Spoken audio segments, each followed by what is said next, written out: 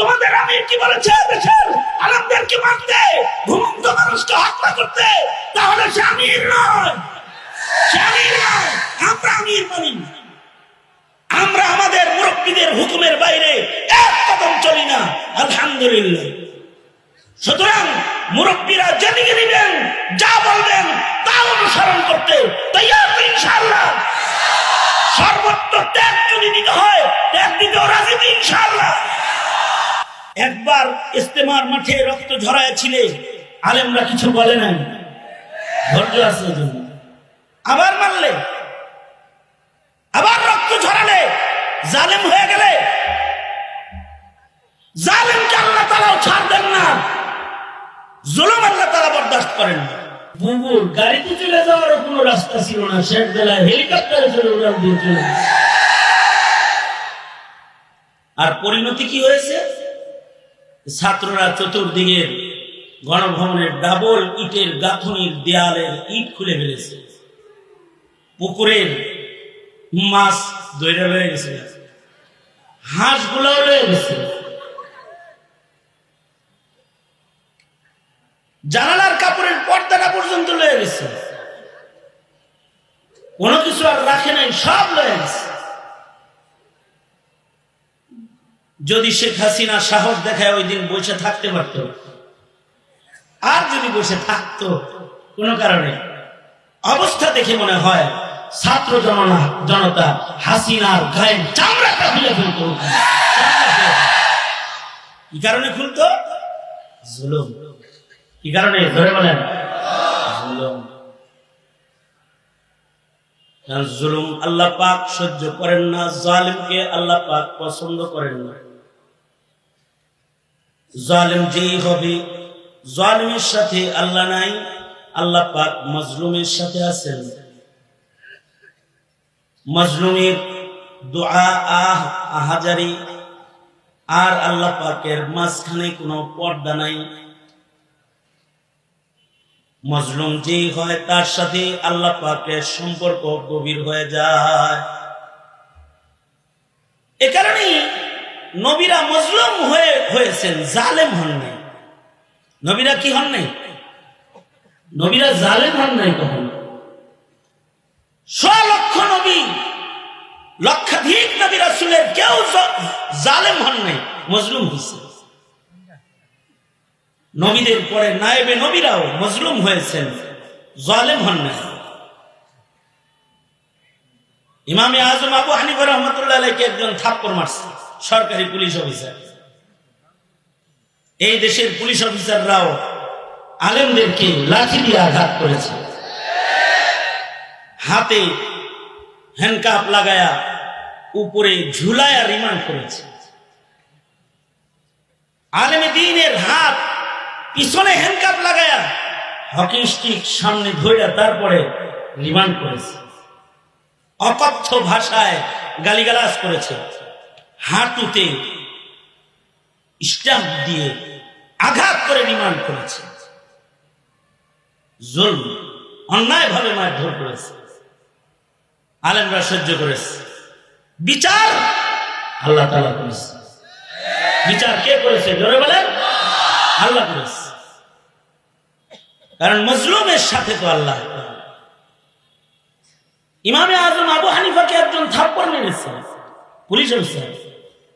ইমামে আজম বললেন, তোর গায়ে যে পরিমাণ গোশত টোস্ত দেখা যায়, আমি ইচ্ছা করলে তোকে একটা আছাড় মারতে পারি, ফুটবলের মতো তোর এরকম দিতে পারি। দিলাম না, মাফ করে দিলাম। আমি ইচ্ছা করলে সরকারকে বলে তোর চাকরি শেষ করে দিতে পারি। তোরে চাকরি দেওয়া হয়েছে জুলুম বন্ধ করার জন্য, জুলুম করার জন্য না।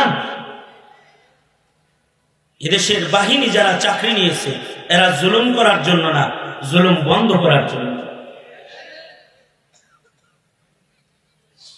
নিষ্পাপ মানুষদেরকে হয়রানি করে জুলুম করার জন্য না, জালেমকে গ্রেফতার করার জন্য, জালেমকে তালাবদ্ধ করার জন্য।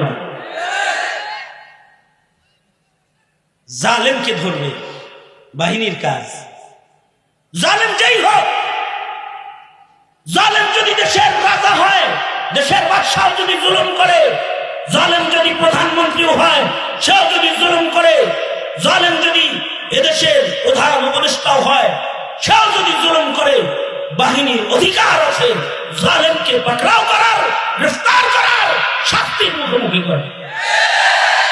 এজন্যই বাহিনী জালেম ধরার জন্য।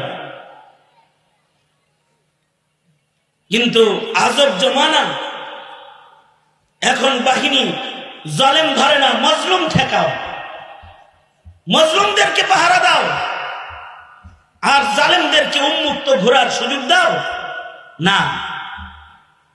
আল্লাহ তাআলা এটা বরদাস্ত করেন। পুলিশ অফিসার থাপ্পড় মারছে হযরত ইমামে আজম আবু হানিফাকে। ইমামে আজম বলে, ইচ্ছে করলে তোর ব্যাপারে নোটিশ করে তোর চাকরি শেষ করে দিতে পারি, দিলাম না।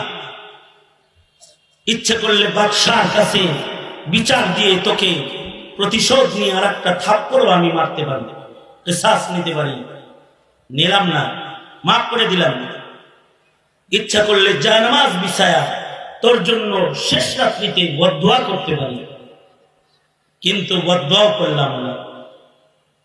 ময়দানে মাহশারে জুলমের বিচার যেদিন আল্লাহ তাআলা করবেন, সেদিন আমি আল্লাহর আদালতে তোর ব্যাপারে নালিশ করার ক্ষমতা সংরক্ষণ করি, কিন্তু তোকে খুশখবরি শোনাচ্ছি, আমি তোর ব্যাপারে আল্লাহর আদালতেও কোনো নালিশ করব না। তোকে আরেকটা সুখবর শোনায়া দিচ্ছি, তুই যদি তোর ঈমান নিয়ে কবরে যাইতে পারস আর আমি যদি জান্নাতে যাই, তাহলে তুই আমাকে মজলুম বানায়া মকবুল বানাইছস, দোয়া কবুল করার, কবুল দোয়া করার সুযোগ দিছস, এর পুরস্কার হিসেবে আমি তোকে শাফাআত করে জান্নাতে নিয়ে যাব, তুই যদি ঈমান নিয়ে যাইস। কারণ মুহাম্মদুর রাসূলুল্লাহ সাল্লাল্লাহু আলাইহি ওয়াসাল্লামের নাই। এই কারণে এদেশের আলেমদের অনেক ধৈর্য, এদেশের আলেমদের ধৈর্য আছে বিধায়ী একবার ইস্তেমার মাঠে রক্ত ঝরাইছিলে আলেমরা কিছু বলে নাই, ধৈর্য আছে এজন্য। আবার মারলে, আবার রক্ত ঝরালে, জালেম হয়ে গেলে, জালেমকে আল্লাহ তাআলাও ছাড় দেন না, জুলুম আল্লাহ তাআলা বরদাস্ত করেন না। হ্যাঁ, মজলুম হইতে হইতে শেষ সীমানায় যখন পিঠ লেগে যায়, তখন আসে হলো জিহাদ ফি সাবিলিল্লাহ, প্রতিশোধ নেওয়ার পালা, তখন আসে প্রতিশোধ গ্রহণ করার পালা। মুসলিম দেশে টুপি দাড়িওয়ালা, এদের মধ্যে এই প্রতিশোধের এইটা কাম্য নয়। এ কারণে সরকারের দায়িত্ব, যারা জুলুম করতেছে তাদেরকে উপযুক্ত বিচার করুন, জালেমকে প্রশ্রয় দিবেন না। জালেমকে প্রশ্রয় দিলে আল্লাহ নারাজ হয়ে যায়, গজব চলে আসে, গজব আসে, আল্লাহ নারাজ হয়। সুতরাং আমার ভাইদের রক্তের বিচার চাই, ইস্তেমার রক্তের বিচার চাই। সরকারের কাছে বলি, জালেমদেরকে গ্রেফতার করুন, বিচার দিন, আমরা বিচার চাই। আমরা ধৈর্য আছে, আমাদের শৃঙ্খলা আছে, আদর্শের জীবন আছে। এদেশের আলেম ওলামারা কারোর সাথে রক্তের রাজনীতি করে না, রক্ত নিয়ে ছিনিমিনি তারা খেলে না। তারা দেশের মানুষের ঈমান রক্ষার আন্দোলন করে, তারা দেশের মানুষের আমল রক্ষার জন্য দাঁড়ে দাঁড়ে ঘুরে, তারা হলো উলামায়ে কেরাম। সুতরাং আলেমদেরকে প্রতিপক্ষ ভাবার কোনো সুযোগ নেই। আলেমরা প্রতিপক্ষ না, আলেমরা হলো জাতির সংকটের সময়ে সুস্থ সমাধান দেওয়ার ইলমি অধিকার সংরক্ষণকারী জামাতের নাম। কারণ নবী আর আসবে না, নায়েবে নবীরাই জাতিকে পথ দেখাবে। আজকে এখানে আমির হেফাজত হাজির রয়েছেন, যোগ্য উলামায়ে কেরাম হাজির রয়েছেন, এদেশের কোটি যুবকের রাহবার শেখুল হাদিস ইবনে শেখুল হাদিস আল্লামা মামুনুল হক এখানে উপস্থিত রয়েছেন। আমরা মুরব্বীদের কাছ থেকে যে দিক নির্দেশনা পাই সেটি আমাদের চলার পথ, কিন্তু আমরা আবেদন জানাই, সেটা হলো জুলুম করবেন না। আল্লাহ পাক জুলুম বরদাস্ত করে না। তাহলে তাবলীগ তো দূরের কথা, যদি আল্লাহ নারাজ হয়ে যায়, মুবাল্লিগ শব্দ আওয়ামী লীগ যেমন বলা যায় না, মুবাল্লিগও পরে বলতে পারবেন না, আল্লাহ নারাজ হয়ে গেল। জাতি আপনাদের কাছ থেকে এটা আশা করে, জাতি আপনাদের কাছ থেকে আশা করে ধৈর্য, সবর, সহ্য। নবী পাকের শুধু দাড়ি আর টুপির সুন্নাত না, নবী পাকের ধৈর্যের সুন্নাত, নবীর ধৈর্যের সুন্নাত কাজ করবেন, নবীওয়ালা কাজ, আর নবীজির আদর্শিক জীবন থেকে দূরে থাকবেন, এটি কাম্য না।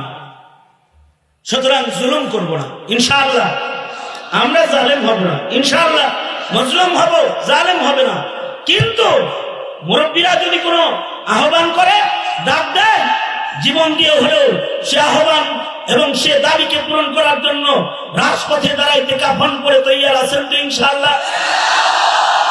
আল্লাহ তাআলা সবাইকে কবুল আর মঞ্জুর করুন।